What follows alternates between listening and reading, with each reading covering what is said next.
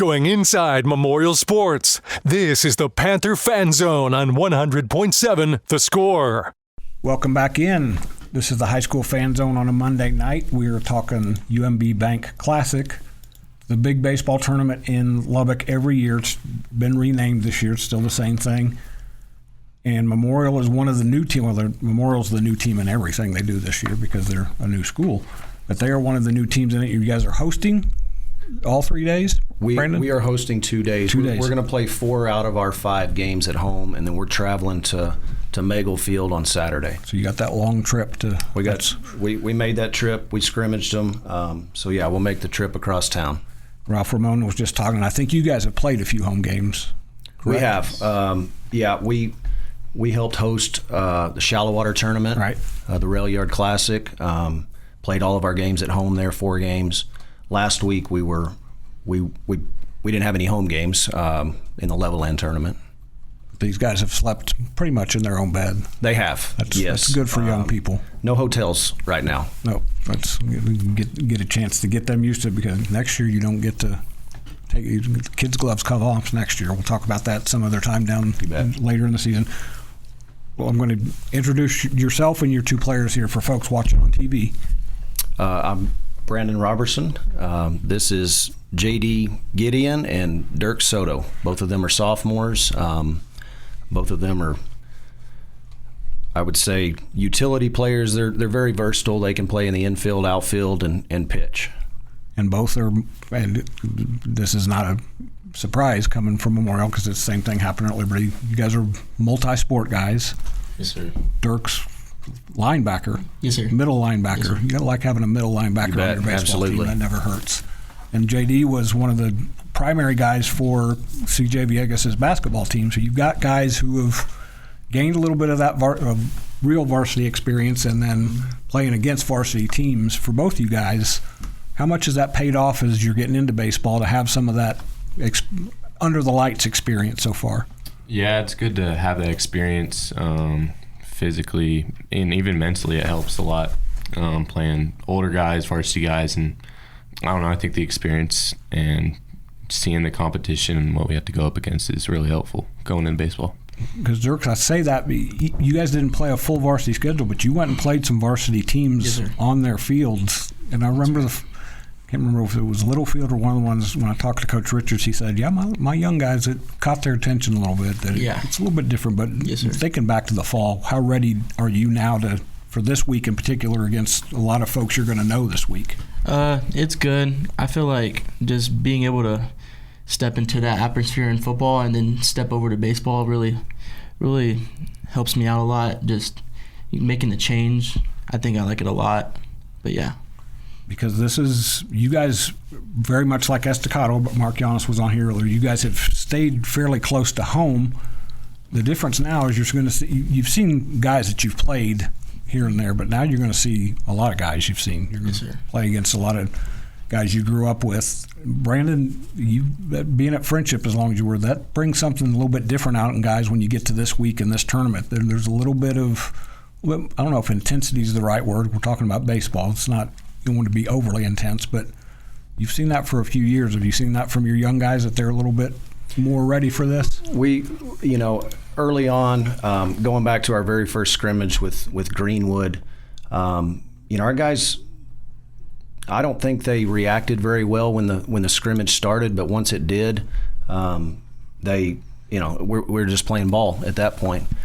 So we're still trying to figure ourselves out, and we're learning a lot, and guys are playing hard. They're competing. A lot of guys are getting opportunities, getting moved around. The lineup is, evolving, changing. So we're trying to figure ourselves out still, even 9 games into the season. But it's going to be a tough week. Playing some really good people this week in the UMB. Well, we're going to jump into the schedule here in a minute. This is talking to Liberty coaches a few years ago. This is a new thing for coaches to coach young guys that you're going to have for 2 more years. So it is a lot of experimentation, but you also know you want to lay a foundation. But these guys done a good job of kind of laying that early concrete now for the next few years. They absolutely have. I've enjoyed being able to build with these young guys and kind of establish the culture that we want in our program, and they've responded very well. So we'll run through the schedule. We're coming up on the break. We got a minute here. You guys are not, I'll say the same thing we did about Estacado. You're not wading into the shallow end. You play Lubbock Cooper right off the bat, which right there with Friendship has been as good a program as there is in Lubbock, Texas the last several years. And then you play El Paso Americas, which is, you've seen them the last few years. You know how good they are. Mm-hmm. That's on Thursday at home. And then on Friday is when you go, that's Saturday is when you go to Magle Field. Friday you play Plainview, and then Andrews and Plainview play, and then you play Andrews. So another 2 really good games, and then you finish up at Monterey. So nothing tentative about what you guys are going to face. So coming up on a break, we'll talk more Memorial Panther baseball after this on 100.7 The Score. This is the Panther Fan Zone on 100.7 The Score. Welcome back in. We have one more segment with the Memorial Panthers talking about the UMB Classic. These guys are going to come back later in the season because I want them to get into district and kind of see what that feels like. This is a good tune-up for everybody that's jumping in. For you guys, you 2 players, because you start district next week? We do. We have we start on Friday. We have the first bye on Tuesday. So okay.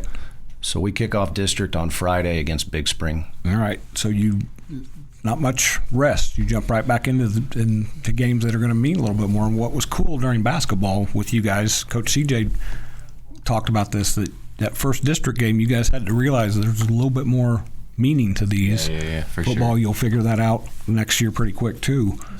Both you guys, what do you want to do this weekend to kind of get your skin ready for district when you've got to start grinding through 2 games a week that have a little bit more meaning? Yeah, for sure.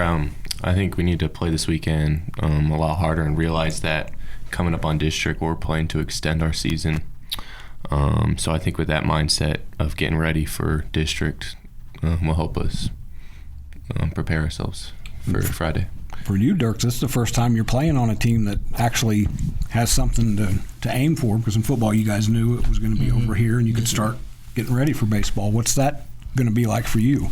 I think this week, from last week to this week, I think we just need to play more as a team, play with more energy. That's what was kind of off about us. Coach was always telling our dugout, get the energy going. And so I think that's a big thing this week is just energy.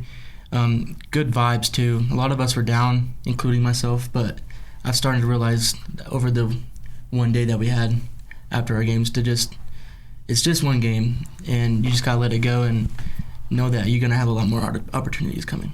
High school baseball's hard. Yes, sir. It's a little bit different than, and not that summer baseball doesn't matter, because it does, but it's a little bit different when you're wearing that school across your chest, and it means a little bit more.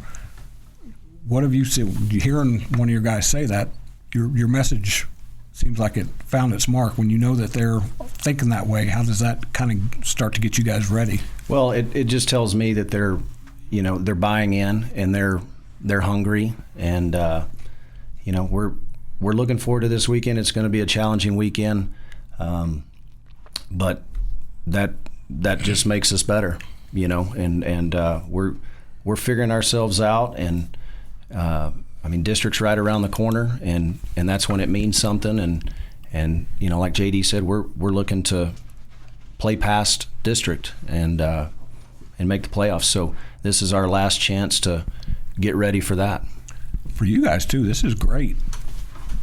And starting next year, there'll be a lot more games like this weekend. Mm-hmm. When you get into your district next year, I think your district actually will start before this tournament next year, if I'm correct.